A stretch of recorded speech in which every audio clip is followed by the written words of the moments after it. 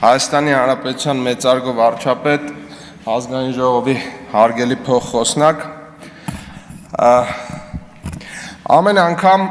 ազգային ժողովի ամբիոնին մոտենալուց մանավանդ կատարողականների քննարկման ժամանակ այն ընթացքում, երբ որ մեր ընդդիմադիր գործիչները հնարավորություն են ունենում 10 րոպեանոց ելույթներ ունենալ, ես անկեղծ ասած հակասական զգացումներ եմ ունենում։ Մի կողմից մտածում եմ, որ շատ ասելիք կա, մյուս կողմից մտածում եմ, որ ասելիք չկա, որովհետև ինչ էլ բերես հակափաստարկ խոսես փաստերով մեր ընդդիմադիր գործիչների հետ, միևնույն է նրանք մանիպուլյացիայով, ստով, կեղծիքով, ամբողջովին իրականությունից կտրված տեքստերով հեղեղում են այս ամբիոնը։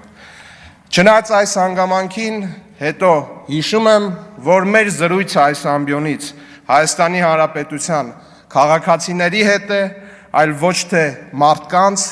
ովքեր որ պատրաստ են սեփական քաղաքական դիվիդենտների համար գնալ ամենաանհավանական մանիպուլատիվ սցենարներով։ Եվ հետևաբար, ինչքան էլ դուք այստեղից նշեք, որ դուք հոգնել եք այն փաստից, որ մենք ճանապարհներ ենք կառուցում, ես պետք է նշեմ, որ 2024 թվականին Հայաստանի Հանրապետությունում կառուցվել է շուրջ 503 կիլոմետր ճանապարհ, միայն պետբյուջեի միջոցներով։ Ավելի քան 200 կիլոմետր ճանապարհ կառուցվել է, վերակառուցվել է սուբվենցիաներով։ 2023 թվականին 501 կիլոմետր ճանապարհ, 2022-ին 301 կիլոմետր ճանապարհ պետբյուջեով է կառուցվել 154 սուբվենցիայով, 2021-ին 386 կիլոմետր, 20-ին 388, 2019 թվականին 330 և 110, 2019 թվականին կառուցվել է միայն այնքան ճանապարհ, ինչքան դուք ձեր կառավարման 5-6 տարիների ընթացքում։ Հարգելի գործընկերներ, ես կուզեի խոսել մի թեմայի մասին, որը փաստացի երբեմն այդքան էլ չի կարևորվում։ Դա Հայաստանի Հանրապետության կառավարության ոռոգման համակարգերին վերաբերվող ծրագիրն է։ Ոռոգման այն համակարգերին, ես վստահ եմ, այն ինչ որ ես հիմա կասեմ, դուք բոլորդ գոնե միտեղ առնչվել եք դրան։ Ոռոգման այն համակարգերին, որը Խորհրդային Միությունից մնացած բազմաթիվ հատվածներում տարբեր գեներալների, պաշտոնյաների, նախագահների հետ առնչվող մարդիկ հանել են այդ խողովակները ու ծախել են։ Դուք ոռոգման համակարգեր ծախած, խողովակներ ծախած իշխանության ներկայացուցիչներ, սա փաստ է, և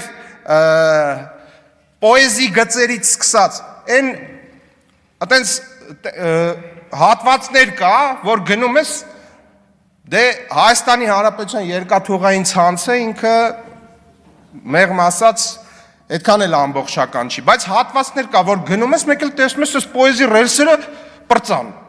Այդտեղ գյուղացիներին կամ ինչ-որ մարդկանց, որ հարցնում ես, հիմնականում ավելի ավագ սերնդի, ասում են, բա չիմացար, 2000 ասենք եսին որ թվականին, ես ինչ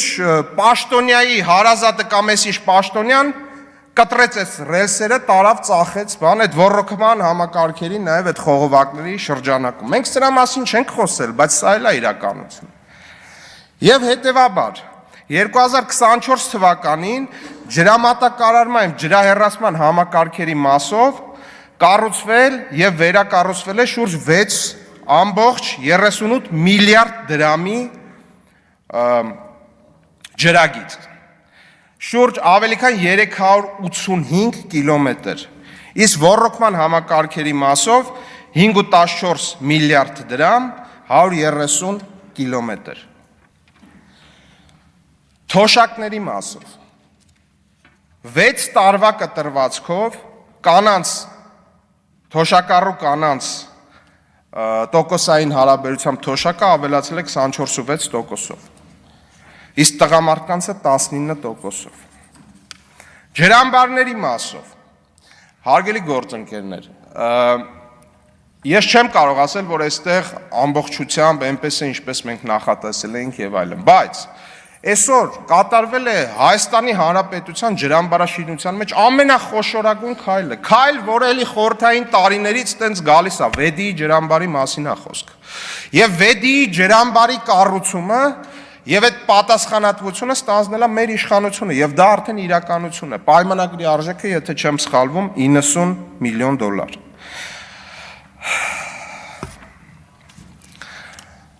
Սիրելի հայրենակիցներ, հարգելի գործընկերներ, բոլորդ կհիշեք, որ այսպիսի մի ծրագիր կա Հայաստանի Հանրապետությունում, որը տասնյակ տարիներով արդեն գնում է, կոչվում է Հյուսիս-Հարավ։ Ես ուզում եմ մեզ բոլորիս հիշեցնել, որ Հյուսիս-Հարավը մեկնարկեց, եթե չեմ սխալվում, քննարկումների 2009 թվականից շատ մեծ շուքով եւ այլն ամեն օր հոդվածներով, ռեպորտաժներով, իսկ բուն շինարարությունը նախընտրական փուլում 2012 թվականին։ Ինչ որ բաներ 2012 թվականին։ Այս դալիճում նստած մարդիկ Հյուսիս-Հարավը եւ կառավարության շենքում նստած մարդիկ։ Հյուսիս-Հարավը մաս բաժանել էին իրար մեջ։ Մաս բաժանել էին իրար մեջ։ Եվ այդ ծրագրի ավարտը նախատեսվում էր մինչև 2019 թվականը։ Իսկ գուշակեք, հարգելի գործընկերներ, մինչև 2018 թվականը քանի տոկոսն է կառուցված այդ ճանապարհի։ 5.6%-ը եւ մի հատված, որը Երևանից աշտարակ ճանապարհի բետոնն էր, որը մարդիկ իրենց սեփական բետոնուզելներով կազմակերպել էին, էլի մեծ շուքով, օրը 46 անգամ ցույց էին տալիս իրենց սեփական հեռուստաալիքներով եւ սրանով ավարտվել էր Հյուսիս-Հարավի կառուցման աշխատանքները։ Մնացած ժամանակ արդեն չէին կարողանում կիսել, թե որ կտորը ով պետք է կառուցի, ինչ քաղաքական պայմանավորվածության արդյունքում եւ այլն։ Մեզ միշտ համոզել են, որ շատ, գիտեք, մենք շատ բան չենք կարող, այս չենք կարող, այն չենք կարող, մեր փոխարեն ամեն ինչ պետք է անեն։ Բայց ուզում եմ հիշեցնել նաև, որ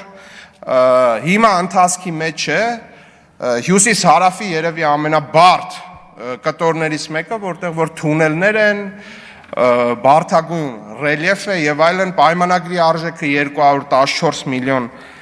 եվրո, եթե չեմ սխալվում, եւ այս շինարարական աշխատանքները բուրըն ընթացքի մեջ են եւ հստակ է, որ ծրագիրը հասվելու է ավարտին։ Մեր ու ձեր տարբերությունը կարելի է պրոյեկտել շատ բաների, ծրագրերի հետ կապված, բայց մեր տարբերությունը ձեր հետ էն է, որ այս ծրագրերը առաջ են գնում եւ այս ծրագրերը չեն դառնում քաղաքական տարբեր պայմանավորվածությունների,